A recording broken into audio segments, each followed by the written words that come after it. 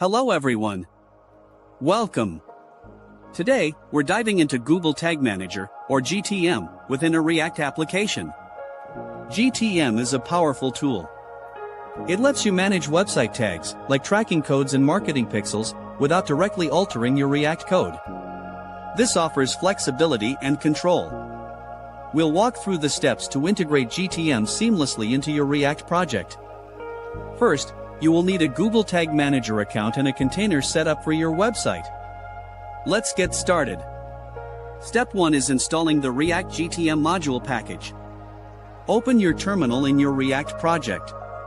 Run the command npm install react-gtm-module. This package makes integrating GTM easier. Now, import the GTM module in your main App.js or similar root component. It's best to initialize GTM as early as possible in your application's lifecycle. Inside your component, use the useEffect hook. This hook runs after the component mounts. Within useEffect, call the initialize function from the react-gtm module. Pass your gtmId as an argument. You can find your gtmId in your Google Tag Manager account. It usually looks like gtmXXXXXXX.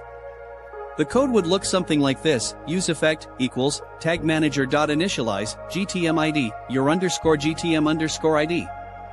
Remember to replace your underscore gtm underscore id with your actual gtmId. The empty array as the second argument to useEffect ensures that this initialization runs only once, on component mount.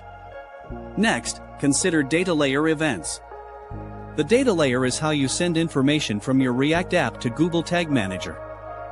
For example, you might want to track when a user clicks a button. To do this, push an event to the data layer. Create a function that pushes the event. Inside the function, use window.datalayer.push, event, button click, button name, your button name. Call this function whenever the button is clicked. Ensure window.datalayer is available before pushing the event. You might need to declare it globally if it's not already. Configure your tags and triggers inside Google Tag Manager. Create a new tag. Choose a tag type, like Google Analytics. Set the trigger to the custom event button click you defined in your React app.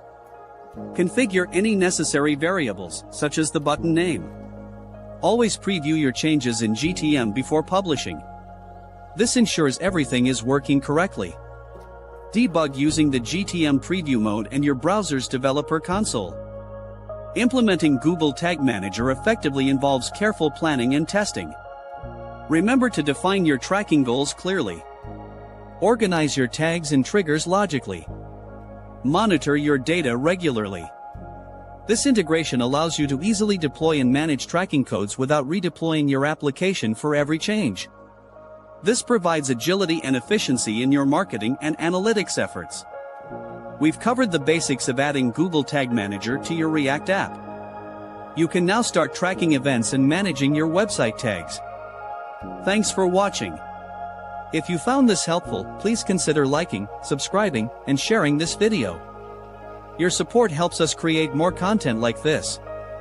Let me know in the comments if you have more questions.